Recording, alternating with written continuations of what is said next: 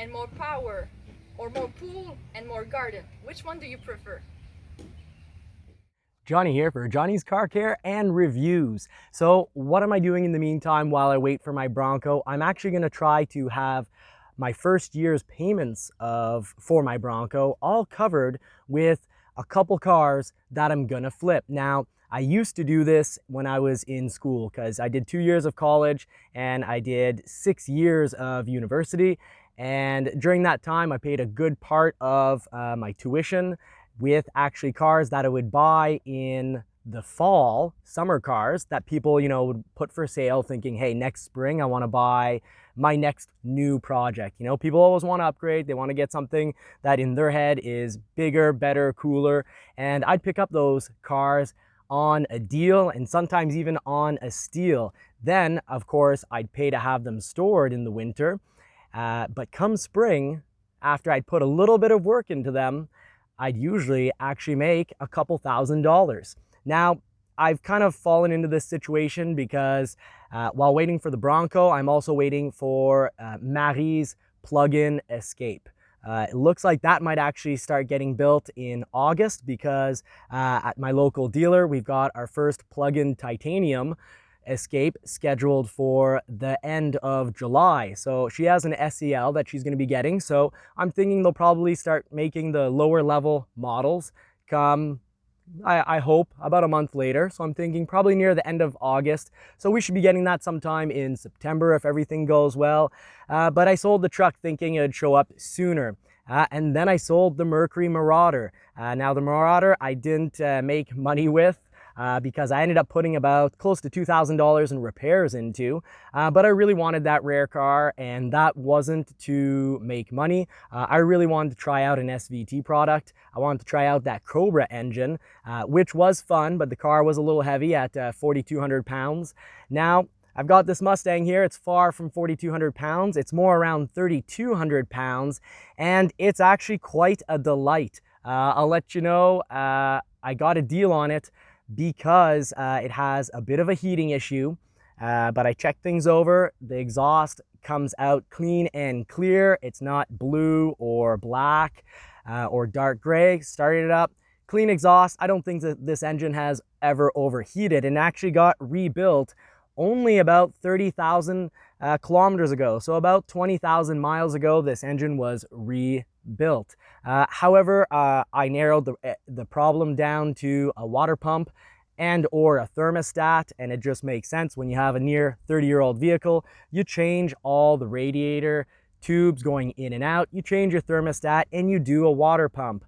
Now, the reason I thought this was going to be a nice chance to make money is the work on this that costs, it's a lot of money to modify a vehicle, and people aren't willing to pay full price. Just because it says Johnny's Car Care and Reviews modified by doesn't mean that they're going to be paying top dollar. However, this already has 410s for the differential.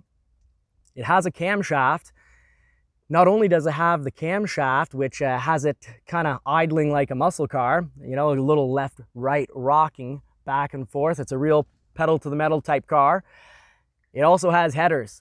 And with the headers, you have an air intake, so you're getting more air in with the air intake, and the whole exhaust has been done. So it's got sound, it's got more than the original 215 horsepower and 285 pound-feet of torque, which I find actually the torque is respectable because you get it at 3,400 RPM. Now, the camshaft helps, the headers certainly help, the full exhaust out helps, and the P-flow, or the air intake as some prefer to call, are also good add-ons. But of course, this has also been chipped, so it's been reprogrammed. It needs to run on 93 octane, so that's helping with the performance. And really, all I need to do to make money on this is change out possibly the radiator, definitely the water pump, and the thermostat. And I took a good amount of time shopping for this vehicle because I wanted a vehicle that I could get on the cheap, because the current owner thinks that, it's going to cost a fortune or his problems are unsolvable. Solve those problems and resell it. Now, I couldn't do that. I've looked at Mercedes. I was looking at certain Audis. And they can be a bucket of problems to fix because often it can be electrical and it's going to cost a lot. Just to give you a little idea, An alternator on this is about $200. I picked up the water pump for $65 for a good water pump. So getting this car up and running and ready to turn a profit on isn't going to cost very much money at all. I'm thinking probably about $400 or $500, and I'll be in business, ready to turn a little bit of money. And you know, the whole goal is to make my first year's payments for my Bronco, have them in a bank account on the side, and after a year I'm certain that I'll be able to sell that Bronco and not lose any money anyways. So you know, like and subscribe to follow me for this whole experience, and I'm going to be showing you why I'll only be doing 1 to 2 videos per week most weeks, because we're in more pools and more garden season. And you know, stay tuned, because Marie has a question for you that it could really use your comments and your help knowing what to do with this whole pool and garden situation. Okay, since 2 years we moved here, and at first we do the renovation in the interior, and now since last summer we're doing the exterior. So we had a pool, and now we wanted a waterfall to go with that, but finally John found that statue. So it's Neptune, and we need your help. Please comment. We need your help to put him in the pedestal. It's so heavy. To get it off the truck, we needed 3 person, and it was so hard, and it's hard to move upper 1 feet. So we need your help to find a greatest idea to make it easier for us, so John can do more videos about cars and take less time to do that. So we need your help. Please comment. Answer Marie's question to help me out and help her out with the statue.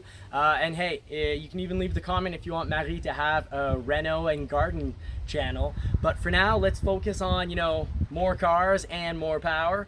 What I'm going to be doing in the future upcoming videos, before I give you a little piece of helpful advice for your Bronco or Mustang, I want to cover what I'm going to be covering in an upcoming video. I'm going to be covering new versus old, because I've got both 5 liters. We've got a his and hers convertible Mustang, so I look forward to sharing everything with you about it, you know, from burnouts to acceleration times, because you know what, a stock original 5 liter, you know, we've got the good old boys saying that Broncos and basically everything need a good old V8, but this is a good old V8, and if it wasn't modified, it'd be pretty slow. And you know what, it's not all that fast, but it's actually not bad at all, because I mentioned in the beginning of the video, it's cammed up. And let me give you a piece of helpful advice. Upcoming video, I am going to be talking about all the good and the bad of this engine, because there has definitely been some no-nos that have been done to this engine that could really cause some reliability problems, and I'm going to correct those before I actually even start putting very much mileage on it. Basically, I'm just driving it to the mechanics. But let's talk air intake. I'm usually all about keeping your stock plastic air box because it doesn't suck up the heat. So if you just go with your standard P-flow, you know, I'm very much against those. You've got a cone sitting in the engine bay unprotected, and your air intake temperature is all off. It's going to run hotter. Yeah, it's going to take in a little bit more air, and actually it's going to take in dramatically a lot more air. It's a dramatic difference. However, that air is going to be hot. So are you really getting a whole lot of performance upgrade? No, you're just throwing your money in the wind. And I've said it before on the channel, I'm cheap. I like things to be effective, not just both in time, but very important, it's got to be cost effective. So, you know, I'm all about the plastic, keeping the plastic air box. I've got a previous video on this 5 liter where I throw in an oiled metallic filter, but by K&N, but into that original plastic air box. But this Mustang did it right. Now, it does have metal tubing for the air intake, and that is going to get hotter, and it would certainly be a lot better if it was made of plastic. However, it looks good, but the main thing that's really important is that cone isn't in the engine bay. It's in the fender well. So it's going to be taking cold air from the outside, dished into that air intake, which is going to take in at easily twice as much air, and it's going to give you more power. But here's an added tip of advice with your new Bronco, or if you do get a Mustang. Don't just get an air intake and leave it there.